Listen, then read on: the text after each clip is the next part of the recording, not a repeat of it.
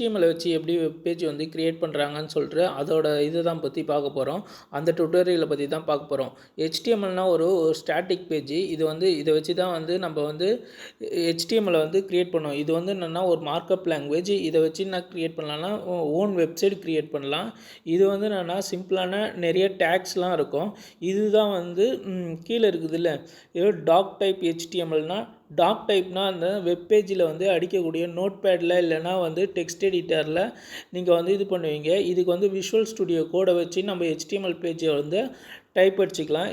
HTML அதுக்கடுத்து heading tag, அதுக்கடுத்தது வந்து டைட்டில்ன்றது வந்து வெப்பேஜ் கொடுக்குற டைட்டில். அதுக்கப்புறம் பார்த்தீங்கன்னா அந்த ஹெட்டிங்கை வந்து க்ளோஸ் பண்ணிவிட்டு பாடிக்குள்ளே நீங்கள் வந்து டேக்ஸ்லாம் நிறைய இது பண்ணுவீங்க. H1 டேக்லேருந்து H1 டேகு, அதுக்கடுத்து வந்து P டேக்னா பேராகிராஃப் டேகு. இதை வந்து முடிச்சிடுறோம். அதுக்கப்புறம் பார்த்தீங்கன்னா இது வந்து ஃபஸ்ட்டு முடிஞ்சிடுச்சு. இன்ட்ரோடக்ஷன் கொடுப்போம். இது வந்து என்னென்னா ஹைப்பர் டெக்ஸ்ட் மார்க்கப் லாங்குவேஜ் சொன்னா போல். இது வந்து என்னென்னா ஒரு ஸ்ட்ரக்சரான வெப்பேஜ் இருக்கும். இது வந்து என்னென்னா இது வந்து நிறைய எலமெண்ட்ஸ் இருக்கும்.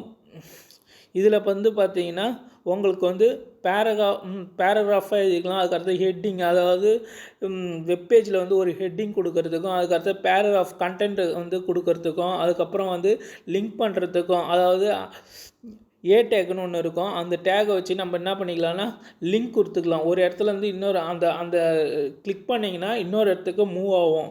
அதை வச்சு சிம்பிளாக இருக்கும். இது வந்து என்னென்னா இப்படி தான் இருக்கும். இதான் வந்து சின்டெக்ஸு. இது வந்து என்னென்னா இதான் வந்து ஸ்ட்ரக்சரு. இதில் இதான் கொடுத்துருக்காங்க. அதுக்கடுத்தது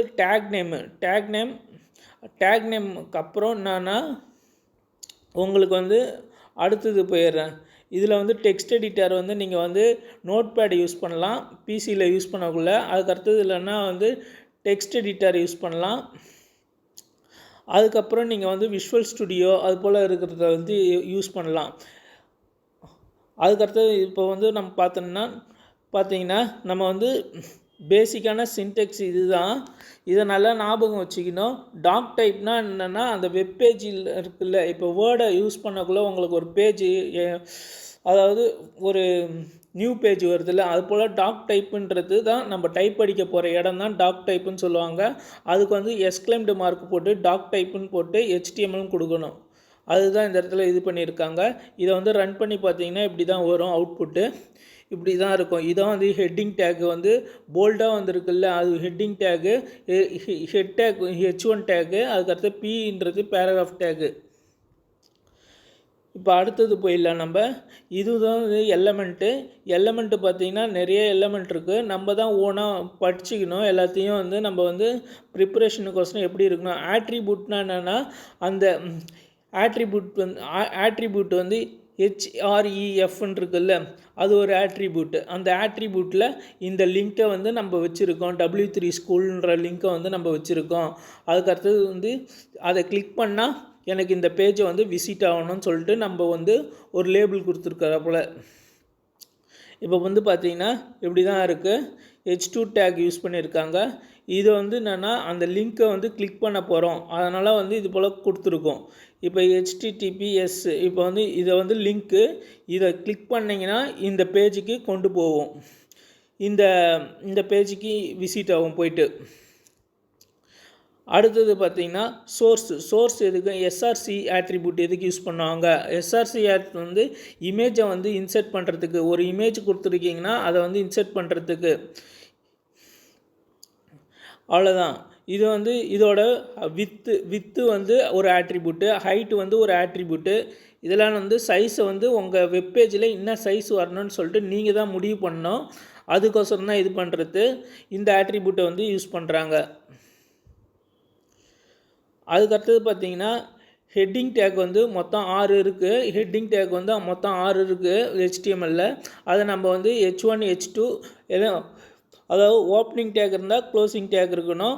ஓப்பனிங் டேக்கில் வந்து H1ன்னு போட்டு அதை க்ளோஸ் பண்ணிடணும். அந்த இது போட்டு கிரேட்டர் தென் லெஸர் தென் சிம்பிள் போட்டு க்ளோஸ் பண்ணுறீங்க. அதே போல் பேக்ஸ்லாஷ் போட்டு H1 போட்டு க்ளோஸ் பண்ணுறீங்க. இது மொத்தம் 6 விதமான ஹெட்டிங் டேக் இருக்குது.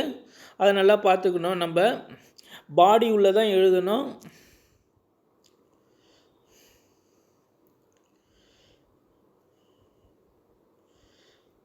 பேராகிராஃப் டேக்குன்னு நம்ம முன்னாடியே பார்த்த போல் பி டேக் தான் பேராகிராஃப் டேக்கு. அதுக்கப்புறம் பார்த்திங்கன்னா ஸ்டைல் பார்த்திங்கன்னா ஸ்டைல்லாம் வந்து பார்த்திங்கன்னா சிஎஸ்எஸ் தான் ஸ்டைலுன்னு சொல்லுவாங்க. நம்ம வந்து கலரை மாற்றுறதுக்கு ஸ்டைல்ன்ற ஆட்ரிபியூட்டை வந்து யூஸ் பண்ணியிருக்கோம்.